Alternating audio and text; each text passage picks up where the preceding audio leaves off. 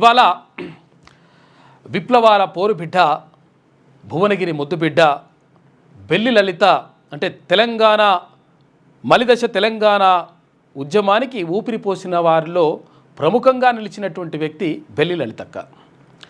Belly లలిత ఆమె పోరాటం, ఆమె పాట, ఆమె మాట మొత్తం కూడా తెలంగాణ కోసమే, తెలంగాణ శ్వాసగా, తెలంగాణ ఆశగా ఆమె సాగించినటువంటి పోరాటం మనం చూసుకోవచ్చు. మరోవైపు ఈ తెలంగాణ పోరాటం ఒకవైపు, సామాజిక ఉద్యమాలు ఏదైతే ఇక్కడ సారా ఉద్యమం కానీ లేకపోతే ఇక్కడ జరుగుతున్నటువంటి మహిళలపైన జరుగుతున్నటువంటి అత్యాచారాలపైన కానీ రకరకాలుగా అంటే తమ గలాన్ని తన గలంతో పాటతో ఈ ప్రజల్ని చైతన్యం చేసినటువంటి భువనగిరి ముద్దుబిడ్డ బెల్లి లలితక్క. ఆమెకు నివాళులు అర్పిస్తూ ఉంది క్యూన్యూస్. ఎందుకంటే ఒక బీసీ సామాజిక వర్గం కుర్మ బిడ్డగా ఒక బీసీ సామాజిక వర్గంలో పుట్టినటువంటి ఆమె అంటే అప్పుడున్నటువంటి పెత్తందారులపైన, అప్పుడున్నటువంటి అంటే ఎవరైతే అణచివేయబడుతున్నటువంటి బాధితుల పక్షాన్ని నిలిచి పెత్తందారులకు వ్యతిరేకంగా కొట్లాడడంతో ఆమెను 17 ముక్కలుగా నరికి చంపినటువంటి ఒక దుర్మార్గమైనటువంటి ఘటన అప్పుడు జరిగింది.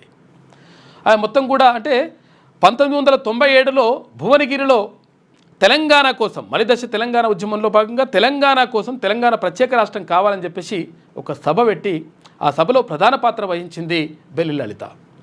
ఆమె వర్ధంతి ఇవాళ. ఎందుకంటే ఆమె గురించి చాలా చెప్పుకోవాలి.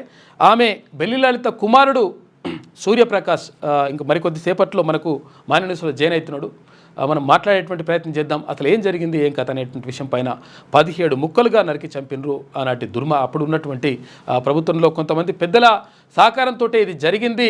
కొంతమంది దుర్మార్గులు అటు నయీం గ్యాంగు ఇదంతా కూడా చేసింది అనేటువంటి ఆరోపణలు కూడా ఉన్నాయి.